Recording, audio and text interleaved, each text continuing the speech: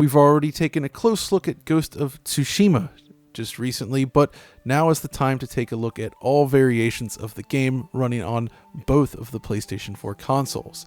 And as is tradition for these releases, I've brought along my good friend Richard Leadbetter to discuss it. Hey John, how's it all going there? Pretty good. So this is part 2 of our coverage for the game, and this time both of us have played it. I've played it on every possible platform, and I think we have some data to share for those that are curious about things like performance, resolution, and general thoughts on the game as well. I think after the Last of Us Part 2, I was kind of wondering whether there was any point to doing this video because, you know, when it comes to Sony first party, they typically get it right in terms of PlayStation 4 versus PlayStation 4 Pro. It is essentially just a resolution differential, but there are some interesting notes from this one, so yeah, let's dive in.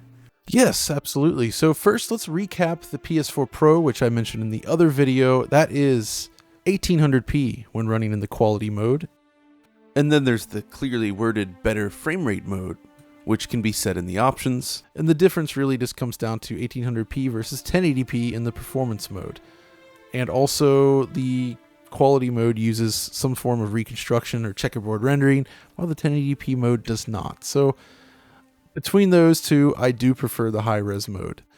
But on the base PS4 then, as expected, it also delivers a full 1080p experience, just like pretty much every other Sony first-party release. So there is no real visual difference there when you compare the two side by side. If you're in the frame rate mode on the Pro versus the base PS4, they look fundamentally the same. So that's kind of the key there.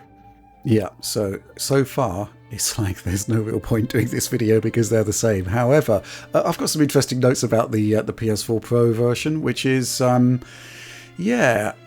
essentially the 1080p and 1800p checkerboard is exactly the same as Sucker Punch's modes for Infamous. Back in the day when the Pro first launched. But there is a fundamental difference here, which is that the performance mode in Infamous essentially unlocked the frame rate, and a lot of it ran quite nicely at 60 frames per second. There were dips, but this time performance mode on the Pro is more like a stability mode, I'd guess, where it targets a locked 30 frames per second with no drops whatsoever. And as you say, it achieves it by dropping resolution significantly all the way down to 1080p, effectively making it a visual match for the base PlayStation 4 version. The only enhancement there is, the stability. And I find that quite fascinating because it's quite a sort of nuclear approach to tackling frame rate drops, to drop resolution to match base. But I've played a few hours of this game on the Pro, and I think I only noticed like one area of slowdown, and in that respect, it kind of feels almost surplus to requirements. I don't know what you think. It is an odd choice, I must say, in dropping the resolution that low. And when I say that low, I also mean it completely changes the nature of the rendering in that it switches to a full 1080 mode for the UI as well. So the final buffer is just 1080p. So that reduces the quality of the text and the 3D rendering.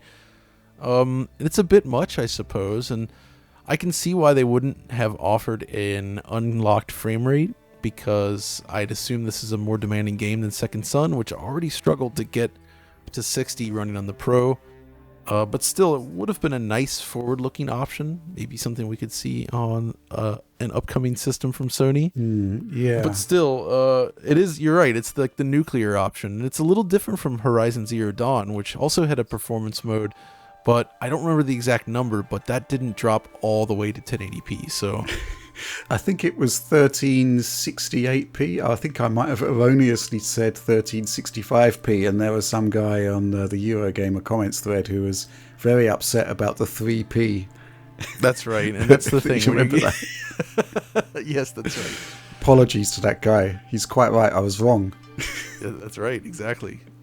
But yeah, I mean, really fundamentally, that's all there is to say about the visual differences here. That's not that exciting, I agree. And if it was just that, I would say, why are we even bothering with this comparison? But there is actually a difference. And as you can guess, that comes from performance. Yeah, this is interesting, isn't it? Because the strategy for PS4 and Pro games has essentially been, if you get everything running really nicely on the base system, then it just sort of scales up. I'm not going to say organically. Obviously, there's a fair amount of effort put in there. But, that does seem to be the strategy. Get it right on the base system and then do the enhancements on the Pro. Whereas this time around, we've got really smooth performance all round on the enhanced system, but things aren't quite as good as usual on the base system. Yes, that's right. So the base system basically runs a little bit worse than the Pro's quality mode, which to me is a little bit unexpected, I have to say. Now, when I say worse, I should still stress that, as you can see from the frame rate graphs thus far, it's not bad. In fact, it's very much in that ballpark of what you get from a typical open world game like this. But it's not quite on par with, say, Horizon Zero Dawn or Death Stranding and the like, which really managed to hold on to a very, very stable 30 frames per second. Here, we see some dips into the sort of the 27, 28, 29 frames per second more often on the base system, and it sort of hangs there in a way. But that primarily occurs during combat sequences or anything where more strenuous events are occurring on screen. Oh, and sometimes you can also see the dips in certain cutscenes like this. Like there's this one here in the bridge early in the game. The strong depth of field, the rain, all of that, it sort of tops the frame rate down a little bit. So there is that. But yeah, I noticed that on the Pro actually. Yeah, that exactly, and that's something we will mention regarding the Pro as well. But what the good news here for the base system is that the traversal through the world is remarkably stable most of the time. So what I did then is once I got out into the open world, I basically just followed this path around for about 25 minutes. So it's just riding all over the place, everywhere I can, sometimes engaging enemies, riding next to this huge burning building, which triggered a little bit of slowdown, and just stuff like that. And the experience you get from just basic traversal says a lot. And in terms of just overall stability, it's very smooth. It's smoother than The Witcher 3 by quite a wide margin. It's smoother than any of the Assassin's Creed games, I'd argue. It's good. So it's not perfect on the base PS4 for sure. And I'd imagine during any of the other cinematic sequences that can occur throughout the game, you will encounter some minor drops. But by and large, it's pretty stable on the base system, so that's good. But it's even more stable if you play on the Pro.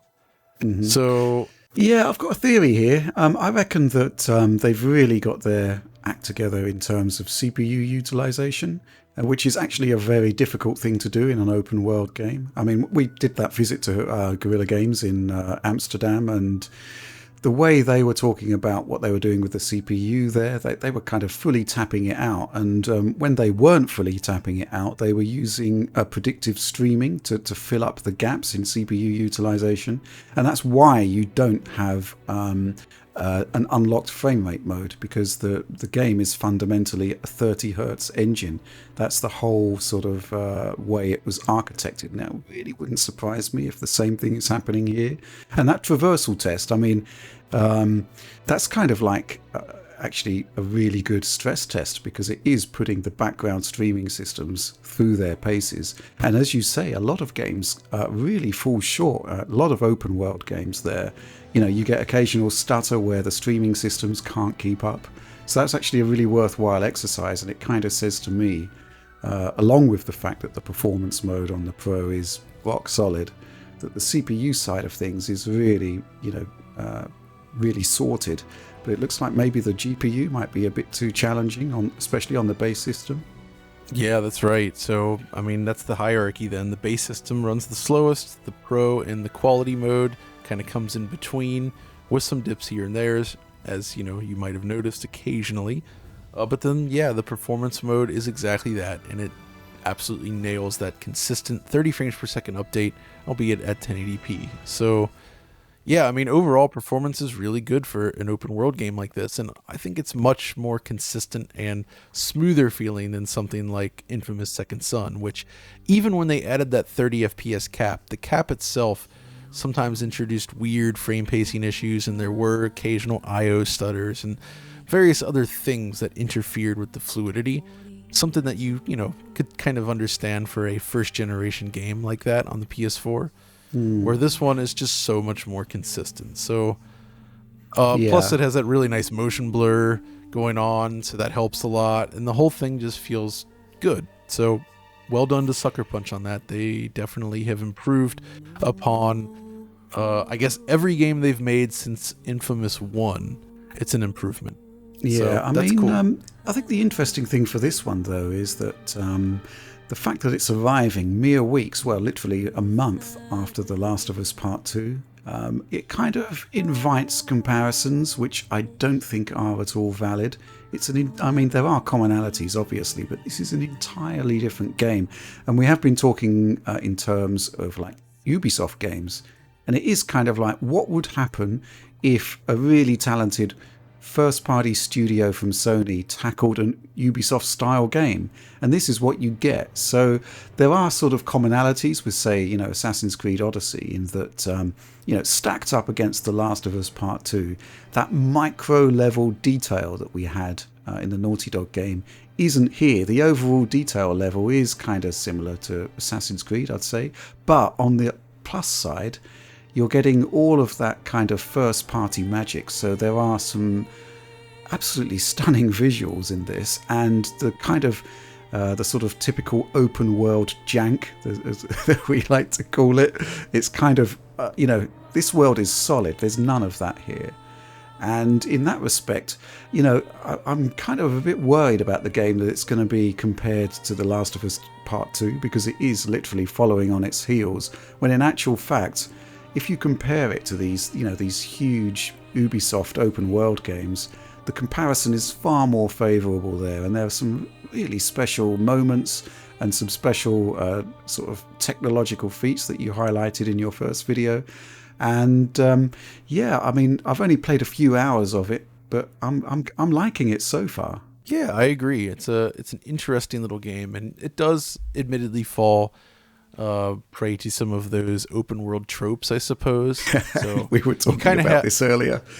I mean, that's actually kind of my biggest issue with it. The core gameplay is fundamentally solid. It feels good to play. There's some really interesting stuff to see. The world is beautiful to explore, but they really set up this whole thing where you're just chaining together this list of people that you're finding, and every single time you find a new person, they demand that you find some other person first for them. No matter what, they will, that's just what it is. That's the thing, isn't it? It's like, okay, right. I don't think it's a spoiler to say, right, your uncle has been kidnapped by a sort of Mongol overlord. And, your first port of call is essentially a kind of sensei who wasn't murdered at the beginning of the game. And it's like, okay, well, this is a slam dunk. Let's, grab him and we'll rescue the uncle. But no. It's not happening. You've got to jump through all of these different hoops to essentially get where you want to go. And then it just seems to be more friction in your way. That said, though, we could talk a bit about that sort of mission structure here. There was some really interesting missions in here. And I particularly like the kind of strategic approach to infiltrating like enemy bases and whatnot. That was really fun. Yeah, I mean, that's kind of where it borrows from games like Far Cry 3, 4, and 5 in a positive way, where you have these sort of Mongol strongholds like throughout the world, and you can kind of take them over, take out your enemies, and how you tackle them can be a lot of fun. You can do a stealth approach. You can go in and just slice everybody up, which can be somewhat challenging. And, that's the moment when you start to think about games like the original Tenchu, crawling along the roofs, taking guys out from afar. You have your bow, of course. And, it's really nice that the game can technically support these types of really interesting sort of base areas so seamlessly. And that works well. And that's more polished and interesting, I think, than any of the mechanics in Second Son, which were significantly less polished than this, I would say, overall. They've definitely improved upon that sort of thing. So that's good. Yeah, I think something we should talk about is combat, because that's kind of core to the experience, and I think it's going to be quite divisive. Yeah, so I did mention my issues with the camera in the first video, and that really just comes down to face buttons for attack plus right stick for the camera. You're kind of juggling between the two because there is no lock-on style camera, because it's the more multi-person Batman style combat, really. So I did find that the camera would get stuck behind objects, swing around in weird ways, and it just a little bit frustrating to use. But once you get past that, it is a fun combat challenge as well. And this is where the game's animation really shines, in that, the moving between different enemies and dealing with your foes, parrying attacks, all that stuff, that animates extremely well. And that's definitely where the game looks its best. And it's the same with the stealth action as well, taking guys out quietly. Everything moves and animates very smoothly, so that's positive. I think another thing to point out is that this game isn't easy. Even if you're sort of tackling it on the kind of default difficulty setting, it's not making the game easy for you, which is in stark contrast to something like Assassin's Creed, where it does effectively hold your hand throughout. And, the sort of classic thing I remember was a Ubisoft presentation where they said, it'll take you 24 hours to complete Assassin's Creed, and, it doesn't really matter how good you are at the game, you'll finish it in 24 hours. But, the combat here is actually, I get the idea that you kind of have to learn it, tune into it to get the most out of it. Yeah, that's exactly right. And that's when it starts to get fun. Parrying attacks, waiting for your enemies to attack, and then taking them on. That's the point where it really starts to feel great. And so I do enjoy that aspect. And we've been talking a lot about the gameplay here for sure, and that kind of highlights that when it comes to these comparisons. We mentioned earlier about, doing this video at all, but, there are those differences, of course, but I think where we could look forward, actually, in terms of how this game could play out in the future, is perhaps the PlayStation 5. Right, yeah. Mm-hmm. Well, this is an interesting one, isn't it? Because there's been a lot of discussion about the SSD and the elimination of fast travel, moving across the world and it taking ages. There's the classic Spider-Man subway journey, which was used to mask the loading. And yet, here we have a game that, although it's not instant, the loading is exceptionally fast, isn't it? Yeah, that was a big surprise for me as well. At worst, it seems like it can take maybe 25 seconds or so to load across the map. But usually, if you're just fast traveling to a nearby location, it's more like 5 seconds. And it's the same with death. You failed a mission, just takes a few seconds and you're right back in the action. The kind of stuff that you don't usually see in these large open world games. Especially something going back to like The Witcher 3, which was, that had some serious loading. So where do you think the sort of vectors are for improving the experience on PlayStation 5? I mean, fundamentally, it's going to be resolution and frame rate again, isn't it? Yeah, so if they were to just allow it to run without any enhancements, you'd think it would eliminate the loading entirely while also smoothing out the frame rate completely in the high-res mode. But because of its late release date, I kind of hope that there will be actual PS5 enhancements. And that's where it could get interesting. Maybe we could actually see a proper 60 frames per second mode. Maybe they'll up it to, say, native 4K without any sort of reconstruction. That's possible. They could further push out some of the details, though really it's already pretty good in that way. So I just really kind of see it as a case where they could increase fidelity, increase performance, without really having to change all that much, because the game as is looks really nice, even on the current systems. Yeah, I don't really see how they could push that much further. I mean, the art is kind of baked in. Resolution is effectively the only real vector for improvement there. Even the draw distances look pretty awesome to me on the PS4 as it is. I'm sure that could be improved, but it's really solid overall, isn't it? Yeah, absolutely. And that's kind of the point, is they did a really nice job with this game technically. Inevitably, on the opposite end, we might see some discussion about things like downgrades in relation to the original E3 footage. That's always a talk that happens around these. I haven't actually found the exact location, but watching that video again, the main thing I noticed is that the the detail level on the ground, the terrain itself, seems slightly higher in that E3 video. Okay. To my eyes, at least. In what way? It's a little. The actual materials just looked better. I feel like they look a little bit off, a little heavily normal mapped, and kind of slimy, if you will, at times in the final game. Not bad, but it's something that did kind of stick out at times.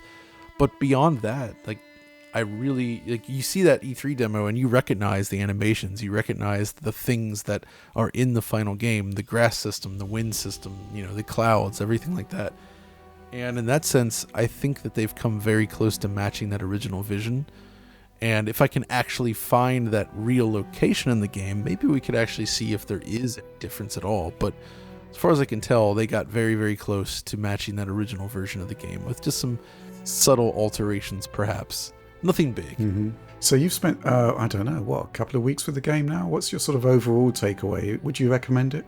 So yeah, I mean, if we're going to do that kind of like review thought thing, I think it's one of those things where I've enjoyed it in a way that I kind of enjoyed Days Gone so far. Right, okay. Which is to say, it's very competent. It's a lot of fun to play, but it really just suffers from those same open world design flaws that really kind of turn me off of these big games. I feel like this is a game that needed to be shorter. Right. It really takes its time getting going. I don't think there's the need for all the busy work and things like that. In the world itself, it's honestly perhaps a little bit too large for my taste. But I know that I'm an outlier on that. I'm tired of some of the open world mechanics, and I know a lot of people still absolutely love it. If you're one of those people, you love Far Cry, you love Assassin's Creed and the like, this could actually work. And mechanically, it's solid, plays well. The story is pretty engaging thus far. The actual cutscene direction is phenomenal. The sound is just one of the best I've heard. So it's a really solid one of those games, if you will. Mm-hmm. Yeah. And that can work. I'm very curious actually to see what the general response will be from others that are more into this sort of open world design. Yeah, I think it's interesting because it is a game that is familiar in many ways, but in other respects, like the combat, you kind of have to tune into it. Yeah. It's not something that you're immediately going to get on with. That was my takeaway from it. So yeah, I too will be interested to see what the response is to this. And I just think maybe the timing of it is a bit off, coming so soon after The Last of Us Part 2. I don't know. It's, as I said, it will invite comparisons, but I don't think those comparisons are valid. Yeah, exactly. And, that was never the point, I'd imagine. I mean, The Last of Us Part 2 was delayed a couple times. They should have launched further apart. But, the way things played out, that just didn't happen. And they are very fundamentally different games. The main area where Ghost falls short compared to that, beyond the detail level, is just the animation work. It's just not as good. Things like just walking up a hill, the way the feet kind of clip through the ground and don't properly adjust to the slopes on the terrain, like that kind of stuff. It's relatively small in the grand scheme of things, but it sticks out, and it really does subtract a little bit from the presentation, which is otherwise pretty good. Yeah, interesting. So yeah, I mean, I guess that's kind of it then. So thanks for joining me on this one, Rich. No problem whatsoever. It was a good chance to actually hive off a bit of time to play some games, because I just don't have the opportunity so much. And it was, I had a lot of fun with it. So yeah, I am going to be very interested to see what the other reviews say and what the user response is. Absolutely. And if you guys enjoyed this video and have a good user response to it, as always, be sure to give us a like and subscribe. Ring that notification bell for instant updates from Digital Foundry, and of course, come follow us over on Twitter. And until next time, this is John and Rich signing off.